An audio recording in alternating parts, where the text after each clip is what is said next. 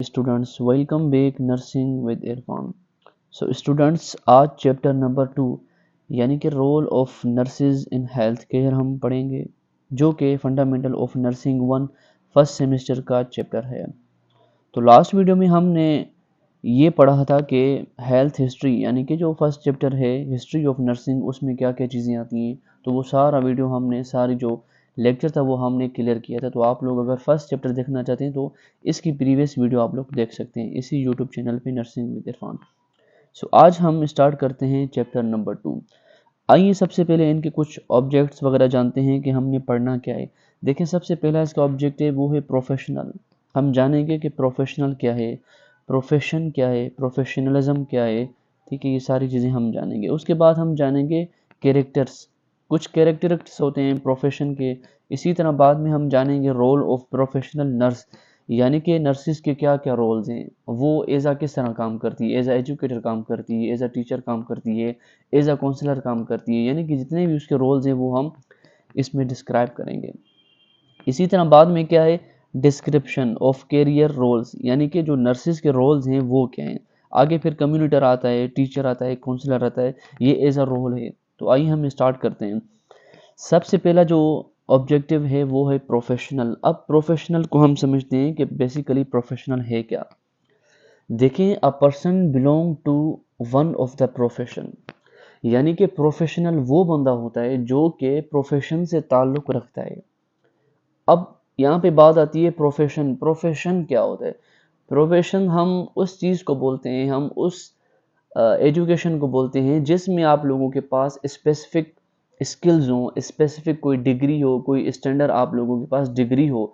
तो उस चीज़ को हम क्या बोलते हैं कि ये प्रोफेशन है, यानी कि एक स्टैंडर्ड तरीके के साथ, एक सिस्टमिक तरीके के साथ उस बंदे के पास क्या क्या हो, प्रैक्टिकल भी हो, थ्योरी भी हो, डिग्री भी हो, तो हम उसको क्या बोलेंगे, प्रोफेशन।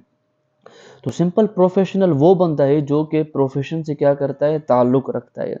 अब इसी तरह आगे जो डेफिनेशन है प्रोफेशनल की वो इस तरह है कि प्रोफेशनल इज़ अ मेंबर, यानी कि प्रोफेशनल क्या होता है, एक मेंबर होता है किस चीज़ का, ऑफ अ प्रोफेशन। प्रोफेशनल एक मेंबर होता है प्रोफेशन का, और any person who earns their living from a specified professional activity. अब देखें, एक तो ये कि प्रोफेशनल वो बंदा है जो कि प्रोफेशन से ताल्लुक़ रखता है, और दूसरा उसका जो रहन सहन है, उसका रहना प्रोफेशनल एक्टिविटी से हो, एक उसके रहने का जो स्टैंडर्ड तरीका है, जिस तरह प्रोफेशनल एक्टिविटीज़ होती हैं ना अच्छे तरीके से, अब उसका जो रहना सहना है, रहन सहन, वो प्रोफेशनल एक्टिविटी के साथ जुड़ा हुआ हो। इसी तरह the term also describe the standard of education and training that prepare members of the profession with the particular knowledge and skills necessary to the perform their specific role within that profession। अब देखिए, यहाँ पे ये बात कर रहा है कि ये जो टर्म है प्रोफेशनल, ये हम इस चीज़ के लिए डिस्क्राइब करते हैं कि स्टैंडर्ड ऑफ एजुकेशन। ठीक है, हम जब स्टैंडर्ड ऑफ एजुकेशन की बात करेंगे उस चीज़ को भी हम क्या बोलेंगे, प्रोफेशनल। और दूसरी बात, पार्टिकुलर, स्पेसिफिक क्या होनी चाहिए, नॉलेज होनी चाहिए और स्किल्स होने चाहिए जो कि नेसेसरी है किस चीज़ के लिए, एक प्रोफेशन के लिए, एक प्रोफेशनल के लिए। तो प्रोफेशनल सिंपल हम उस चीज़ को बोलते हैं कि जिसमें एक बंदा प्रोफेशन से ताल्लुक़ रखता हो, और वो बंदा जिसकी जो लाइफ है, रहन सहन है, वो प्रोफेशनल एक्टिविटी के साथ उसकी लाइफ जुड़ी हुई हो। और लास्ट में फिर क्या है कि प्रोफेशन में नॉलेज होनी चाहिए स्पेसिफिक, और उसके साथ साथ जो स्किल्स होते हैं वो होने चाहिए। अब यहाँ पे आता है प्रोफेशनलिज्म और दूसरा प्रोफेशनलाइजेशन। इन दोनों चीज़ों को समझें, ये टर्म बहुत ही इंपॉर्टेंट है, अक्सर एमसीक्यूज में पूछी जाती हैं, या फिर इनको 2-2 नंबर के एमसीक्यूज भी आ जाते हैं, क्वेश्चंस भी आ जाते हैं कि आप लोग इसको डिस्क्राइब करें, ठीक है, एक्सप्लेन करें। अब इन दोनों को भी आप लोग समझें, बहुत ही इंपॉर्टेंट है। सबसे पहली जो आती है वो है प्रोफेशनलिज्म। अब देखें, प्रोफेशनलिज्म उस चीज़ को रेफर करती है जो कि प्रोफेशनल के कैरेक्टर की हम जब बात करें, it's refer to the professional character, spirit और method. It is a set of attributes, a way of life that implies responsibility and commitment।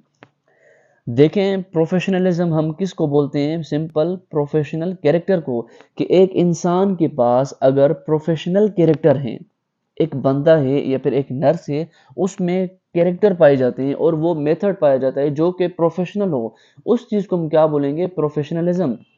अब मिसाल के तौर पे एक बंदा जा रहा है, मैं उसकी बात कर रहा हूँ कि यार इस बंदे में वो कैरेक्टर हैं, वो खुसूसियात हैं, वो मेथड हैं जो कि एक प्रोफेशनल बंदे में होते हैं।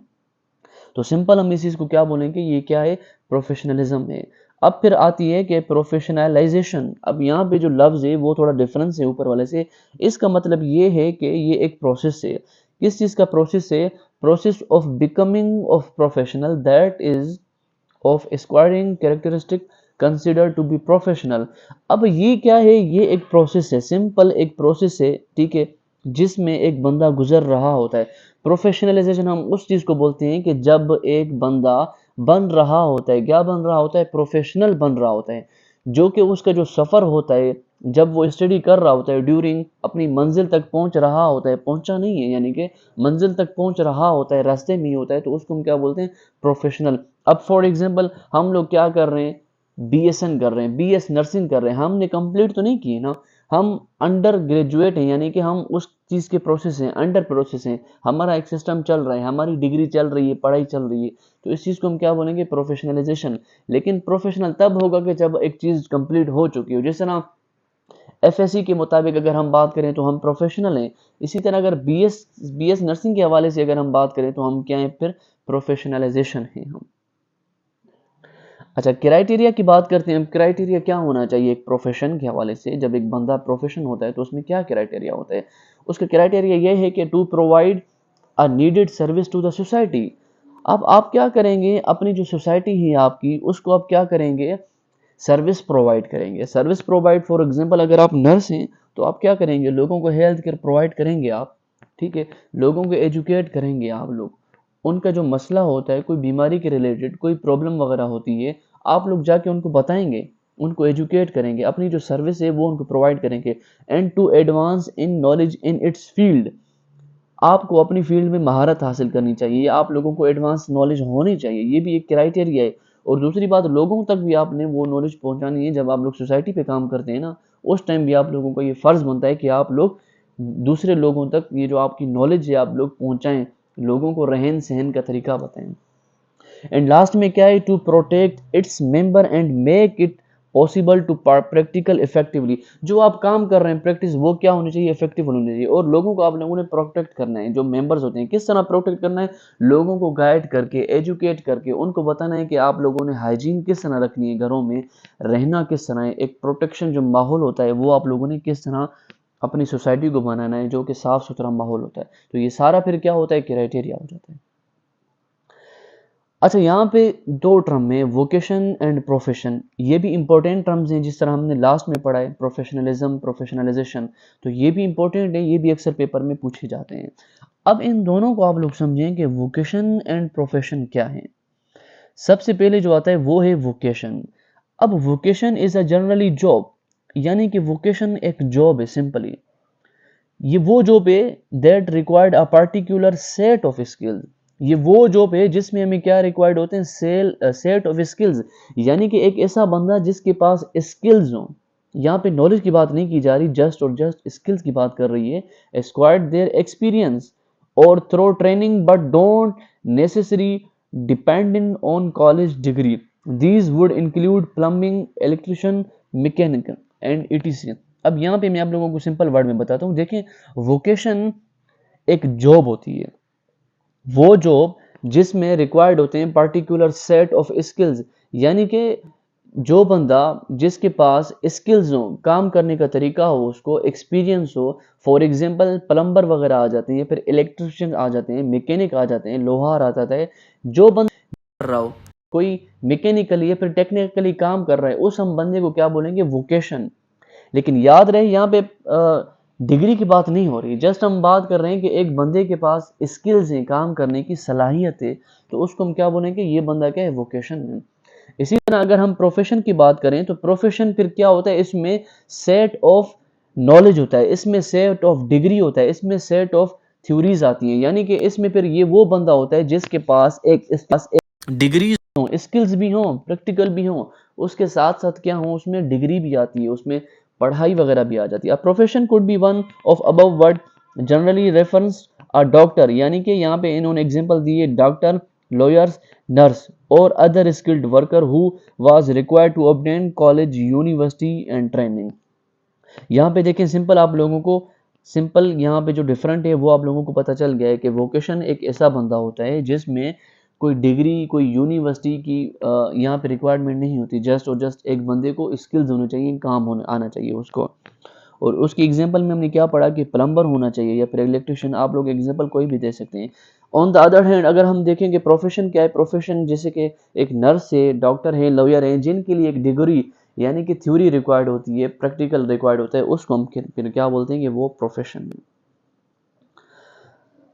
अब thought both vocation as well as profession indicates the career of occupation through which an individual makes livelihood. Vocation is broader term than profession.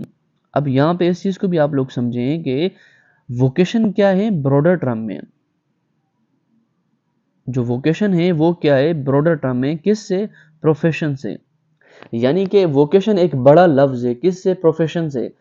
अब बड़ा किस तरह है, ब्रॉडर किस तरह है, इस बात को समझें आप लोग। वोकेशन देखें ना, काम होता है, आप लोगों ने किसी मिस्त्री को देखा होगा कि वो घर में मुख्तलिफ काम कर रहा होगा। वो जो वोकेशंस होते हैं वो घर में मुख्तलिफ काम कर रहा होता है, कभी पंखा बना रहा होता है, कभी फ्रिज अगर ख़राब हो जाती है उसको बनाता है, कभी कोई दीवार में कोई कील लगा रहा होता है, कभी फर्नीचर बना रहा होता है। मतलब वो एक्टिव होता है, उसका जो माइंड होता है वो ब्रॉडर होता है, यानी कि वो काफ़ी काम कर सकते हैं।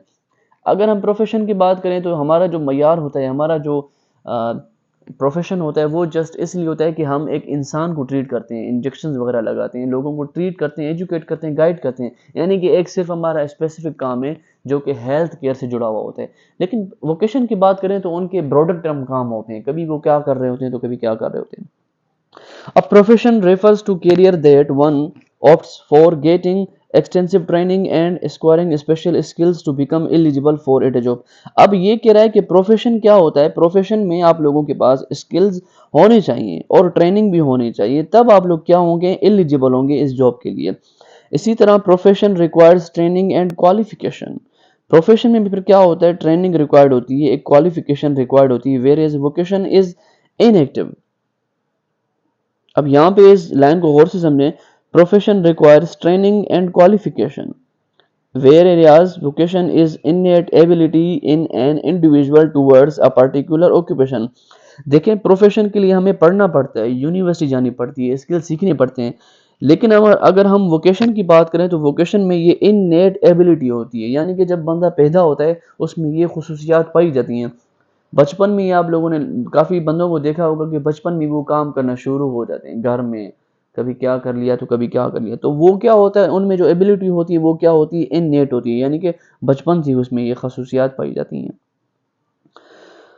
अब vocations almost always carry the connotation of some kind of manual labour, plumber, carpenter, electrician, mechanic. ये सारे क्या होते हैं, वोकेशन की एग्जांपल्स हैं, plumber, carpenter, electrician and mechanic. और ये वो बात कर रहा है कि वोकेशन के अक्सर कपड़े ख़राब होते हैं। आप लोग ने देखा होगा जो इलेक्ट्रिशियंस होते हैं या फिर मैकेनिक होते हैं उनके अक्सर कपड़े ख़राब होते हैं।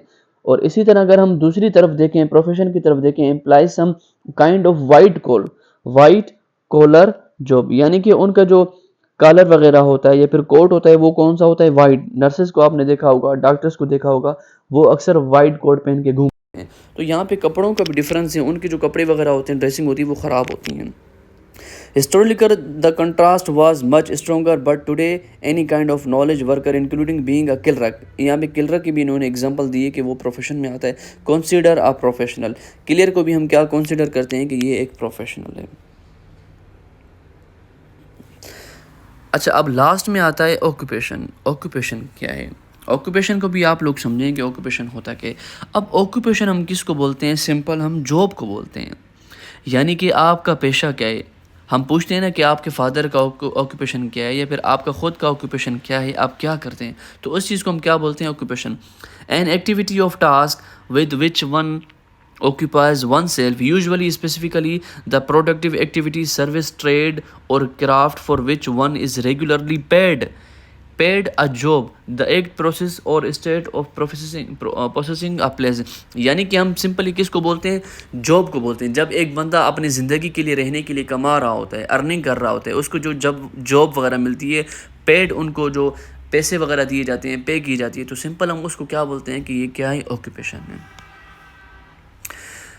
अब कुछ कैरेक्टर्स हैं, कुछ खुसूसियात हैं किसकी, प्रोफेशन की, कि जब एक बंदा प्रोफेशन होता है कि उसमें क्या क्या खुसूसियात पाई जाएंगी।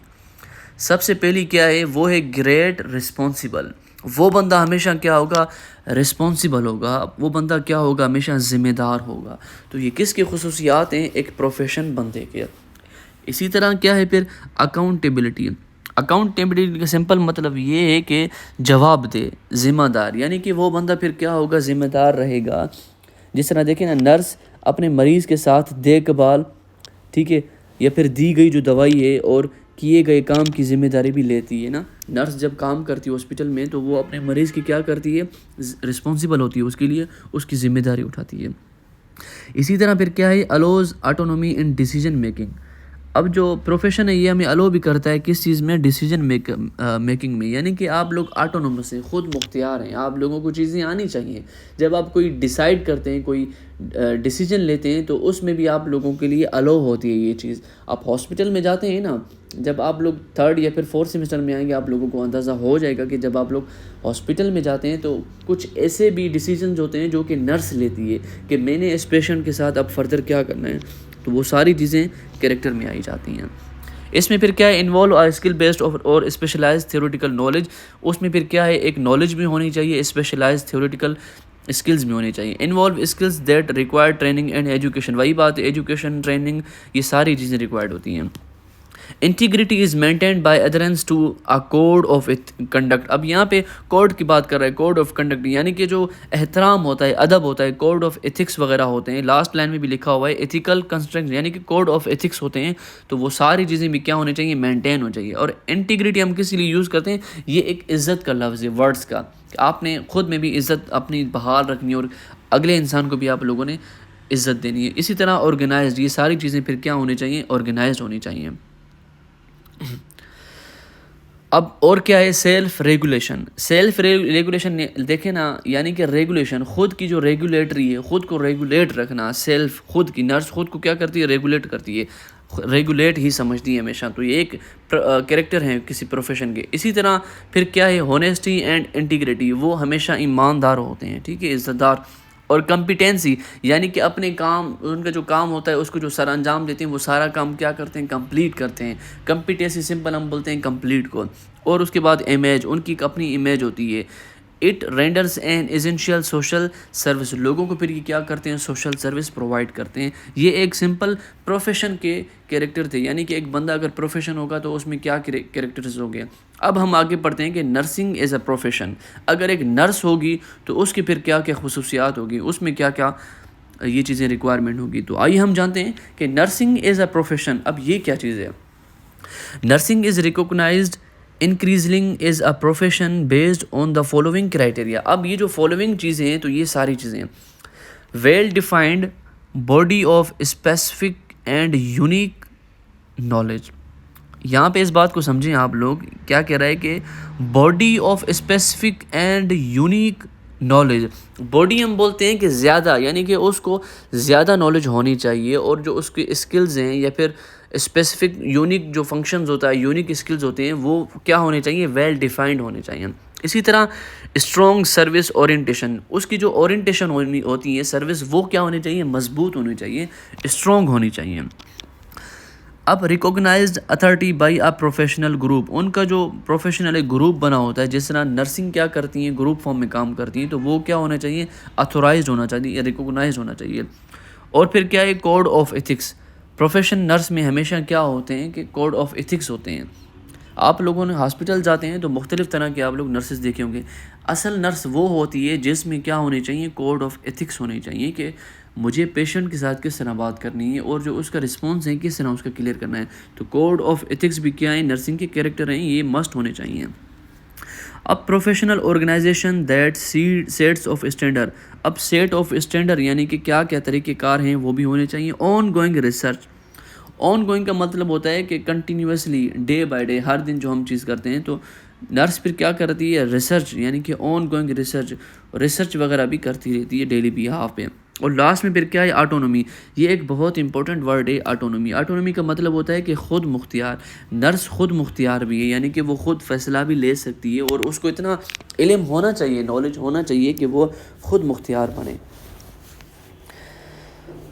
अब ये और हैं कुछ कैरेक्टरिस्टिक्स हैं प्रोफेशनल नर्स के, यानी कि अगर एक नर्स है तो उसमें प्रोफेशन, उसके जो कैरेक्टरिस्टिक्स हैं वो कौन कौन से होने चाहिए। देखें, नर्स हमेशा care, nursing is a care, professional nurse is a caring person, यानी कि वो हमेशा क्या करती है, केयर करती है, हॉनेस्ट, ईमानदार, ठीक है, फेथफुल और हॉनेस्ट, इन दोनों में इतना डिफरेंट नहीं है। फेथफुल भी हम किसको बोलते हैं कि जब एक बंदा क्या होता है, ईमानदार होता है, वफ़ादार होता है, उसको हम क्या बोलते हैं कि फेथफुल। जिस तरह नर्स देखें ना, मरीज़ अपने पेशे और अस्पताल के उसूलों के साथ ईमानदारी और वफ़ादारी रखती है, ईमानदारी के साथ काम करती है। इसी तरह पेशेंस, यानी कि सब्र, हम जिस तरह बोलते हैं कि सब्र भी होना चाहिए। गुड लिसनर, पेशेंट को हमेशा, नर्सिस को हमेशा गुड लिसनर होना चाहिए कि अगर कोई मरीज़ आप लोगों को बुला रहा है या फिर कुछ पूछ रहा है तो आप लोगों ने क्या करना है, लिसनिंग जो एक्टिविटी है उसको आप लोगों ने बहाल रखना है, अच्छे तरीके से सुनना है आप लोगों ने। इसी तरह फिर क्या है, अकाउंटेबल मैंने आप लोगों को समझा दिया है। कॉम्पिटेंट, वही बात है, कम्प्लीटली होनी चाहिए। कॉन्फिडेंट, हमेशा कॉन्फिडेंट के साथ आप लोगों ने पेशेंट के साथ वो क्या करना है, अपना जो कम्युनिकेशंस हैं या फिर बिहेवियर है वो कॉन्फिडेंट होना चाहिए कि अगला जो मरीज़ होता है वो घबरा ना जाए। आप लोग इस तरह काम करें, इस तरह उसके साथ बिहेवियर रखें, कॉन्फिडेंट होके, पेशेंट को कोई इस तरह महसूस ना हो कि ये बंदा नर्स है या फिर कुछ और है। इसी तरह कमिटमेंट, रिफ्लेक्टिव। अब रिफ्लेक्टिव एंड नॉन जजमेंटल, ये क्या है? रिफ्लेक्टिव अगर हम बात करें सादा अल्फाजों में, मतलब गौर व फिक्र करने वाला, अपने काम का जायज़ा लेने वाला। नर्स क्या करती है, जायज़ा लेती है ना, वो काम करती है तो फिर उस चीज़ में क्या करती है, वो जायज़ा लेती है।